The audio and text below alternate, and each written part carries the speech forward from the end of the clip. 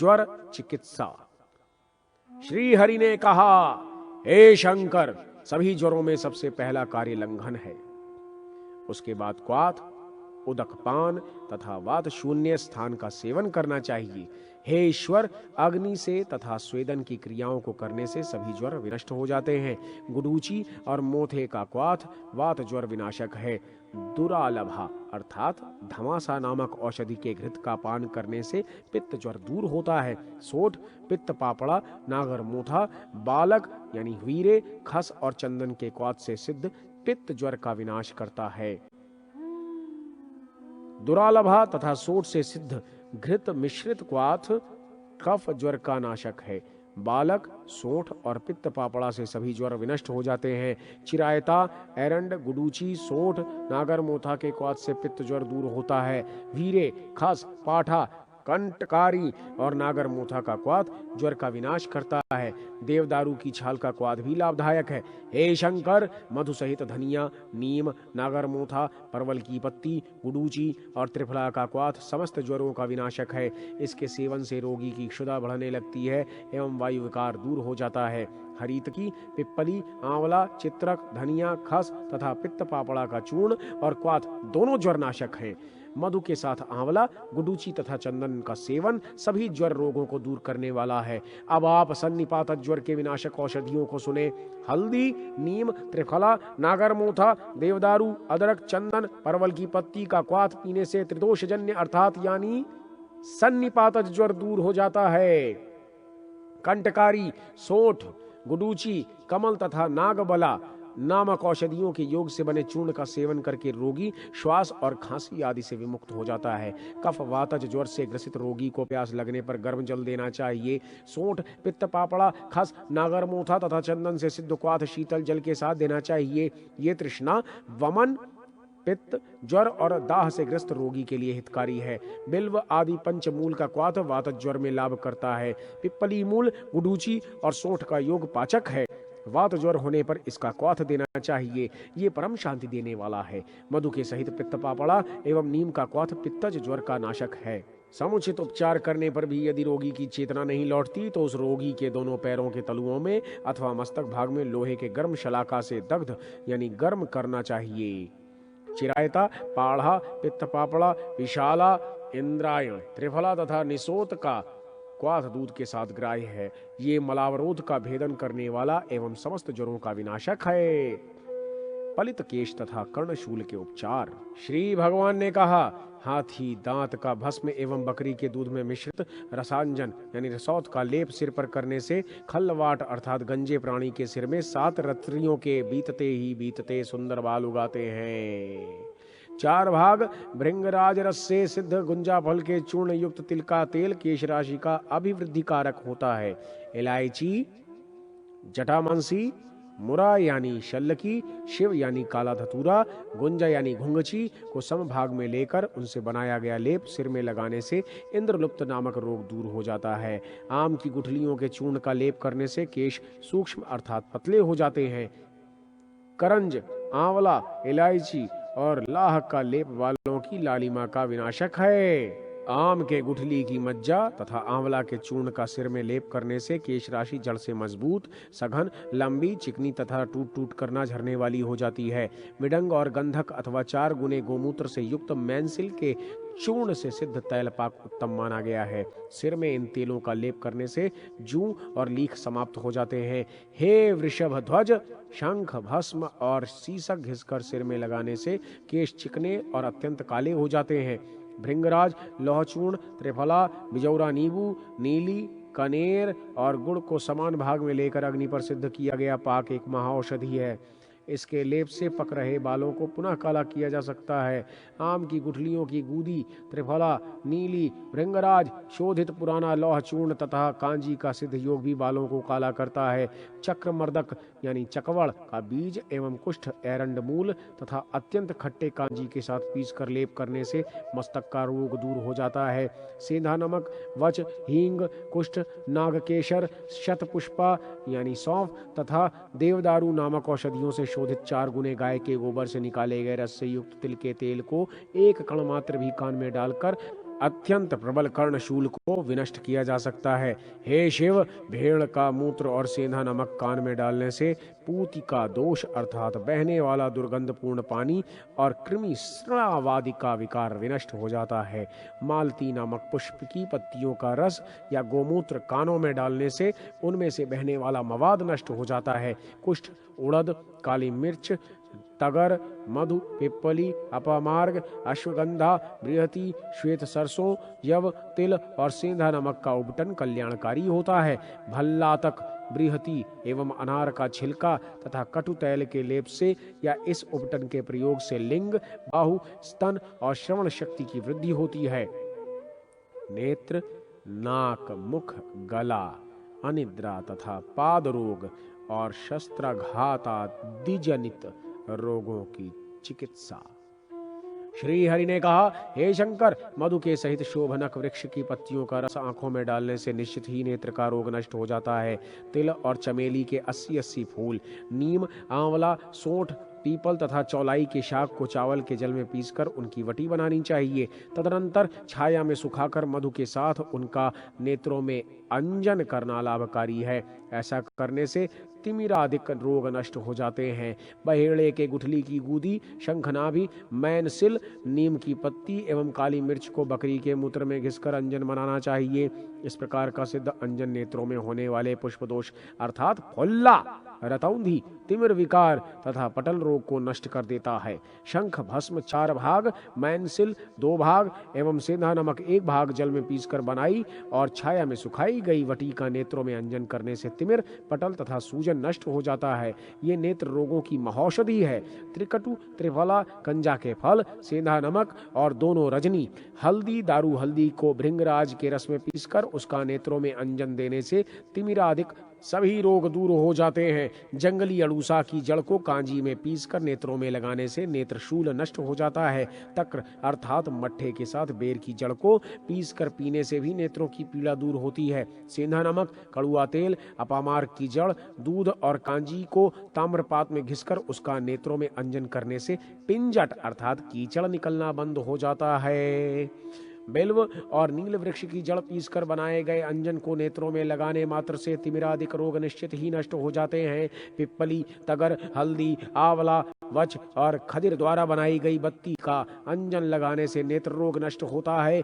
जो मनुष्य नित्य प्रातः मुंह में जल भरकर जल का ही छींटा देकर नेत्रों को धोता है, वो नेत्रों के सभी रोगों से मुक्त हो जाता है। श्वेत एरंड की जड़ एवं पत्तियों के रस से सिद्ध बकरी के दूध के उष्ण पाक के सेक से आंखों का वात विकार दूर हो जाता है। चंदन, सेंधा नमक, पुराने पलाश का पत्र और हरित की पटल, कुसुम, नीली का अंजन चक्रिका, चकाचौंधी नामक नेत्र रोगों का विनाशक है। बकरी के मूत्र में घिसी गई गुंजा की जड़ का अंजन तिमिर रोग को दूर करता है। हे रुद्र, चांदी, तांबे तथा सोने की शलाका को हाथ पर घिसकर नेत्रों में उसका लगाया गया उपटन कामला नामक रोग का निवारक है।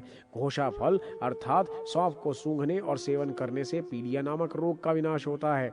दूर्वा, अनार पुष्प, लोध्र और हरितकी का रस नासार्श तथा वात रक्त के दोष को दूर करता है।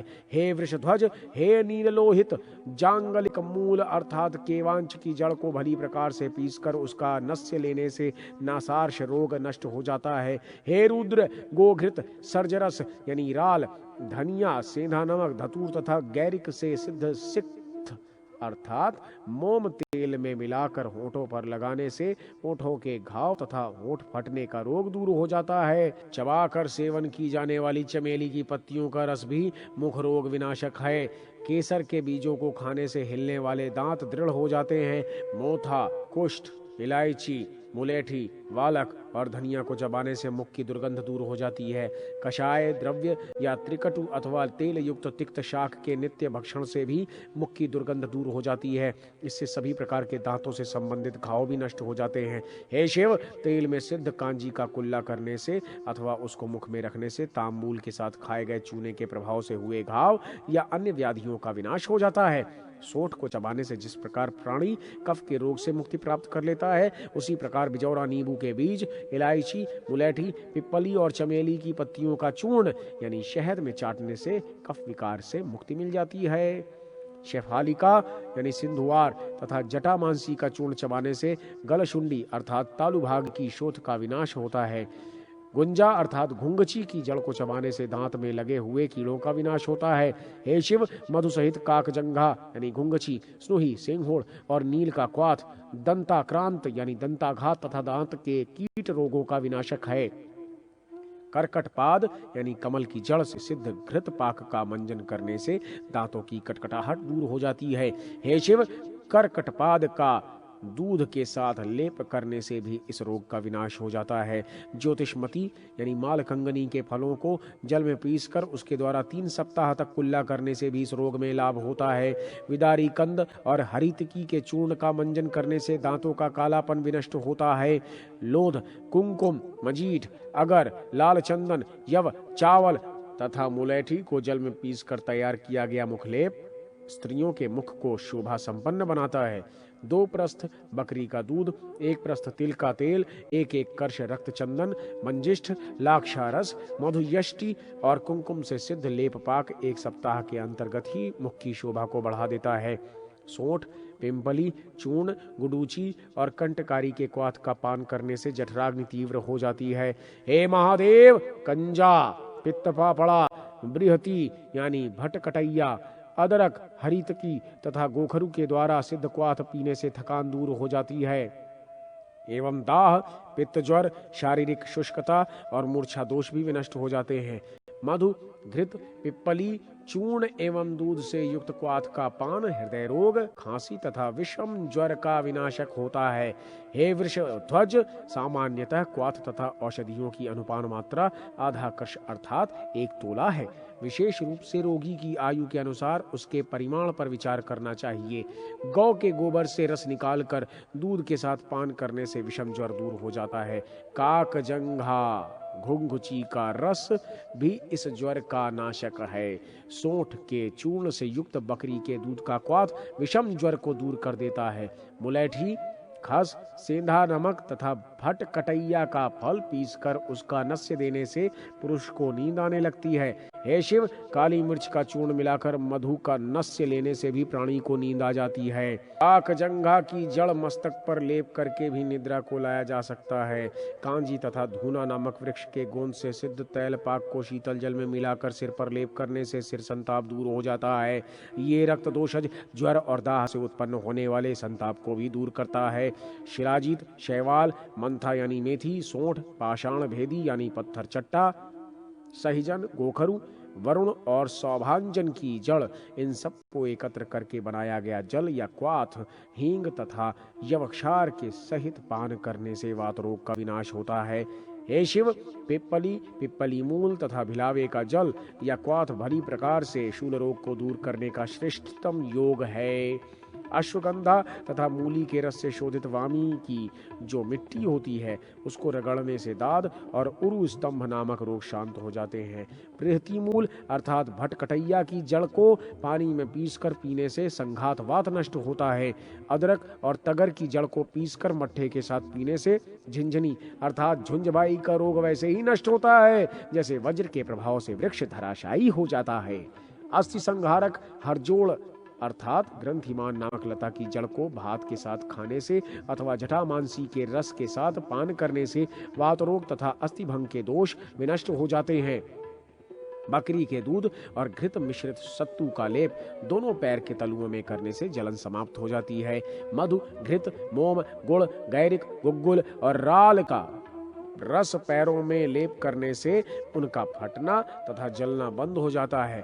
हे वृषध्वज, सरसों के तेल को पैरों में लेप कर निर्धूम अग्नि में जो मनुष्य सेकता है उसका पंकिल, मिट्टी खाया हुआ अर्थात कीचड़ में अधिक देर तक रहने से दूषित हुआ या उसके समान अन्य किसी कारण से विकृत हुआ पैर खोजलाहट आदि विकारों से रहित हो जाता है।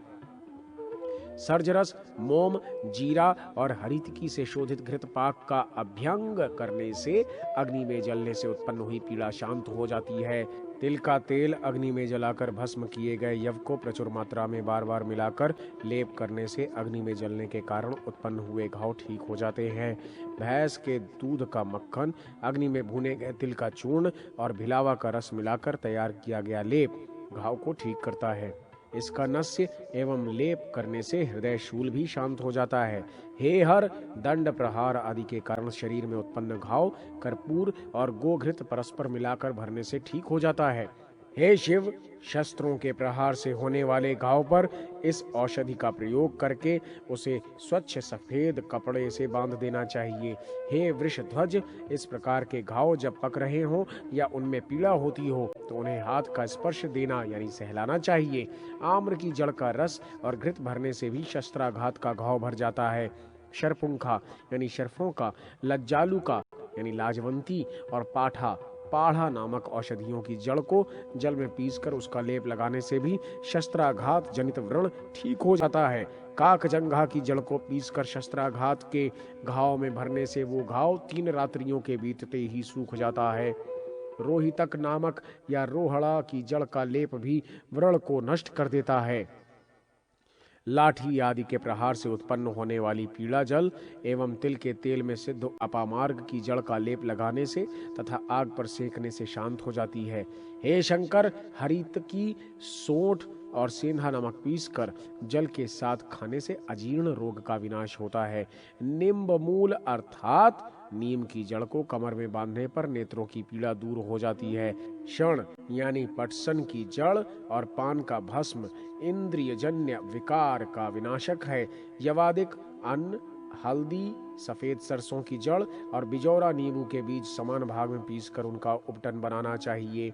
7 दिनों तक शरीर में इसका प्रयोग करने से रंग गोरा हो जाता है। श्वेत अपराजिता की पत्ती तथा नीम की पत्ती का रस निकालकर उसका नस्य देने से डाकनी आदि माताओं और ब्रह्म राक्षसों की छाया से मुक्ति हो जाती है। हे वृषध्वज, मधुसार अर्थात मुलैठी की जड़ का नस्य देने से भी उनकी छाया दूर हो जाती है। हे रुद्र, पिप्पली, लौहचूर्ण, सोंठ, आंवला, सेंधा नमक, मधु तथा शर्करा का समान योग गूलर के फल के बराबर की मात्रा में 1 सप्ताह पर्यंत सेवन करने से पुरुष बलवान हो जाता है। यदि वो सदैव इसका सेवन करे तो 200 वर्ष तक जीवित रहता है। भल्लूकी के दूध से जीवित रोहित मछली के मांस द्वारा सिद्ध तैल पाक का अभियंग करने से शरीर में स्थित समस्त रोग दूर हो जाते हैं। चंदन के जल का नस्य लेने से शरीर के गिरे हुए रोम पुनः निकल आते हैं। हस्त नक्षत्र में लांगलिका कंद अर्थात कलियारी या जल पिप्पली की जड़ को लेकर जो व्यक्ति उसका लेप शरीर में लगाता है वो बुढ़ौती के दर्प को नष्ट कर देता है, अर्थात शरीर में वृद्धावस्था का प्रभाव नहीं पड़ता। पुष्य नक्षत्र में सुदर्शना, चक्रांगी या वृषकर्णी नामक लता की जड़ को लाकर घर के मध्य डाल देने से सर्प घर से भाग जाते हैं। हे शिव, रविवार को लाई गई मंदार वृक्ष तथा अग्नि ज्वलिता यानी जल पिप्पली की जड़ को पीसकर बनाई गई बत्ती सरसों के तेल से जलाने पर मार्ग में दंश प्रहार करने वाले सर्प का विनाश करती है। वेफला यानी केतकी और अर्जुन के पुष्प, भिलावा, शिरीष, लाक्षारस, राल, विड और गुग्गुल इन सभी के द्वारा बना धूप मक्खियों तथा मच्छरों का नाश करता है।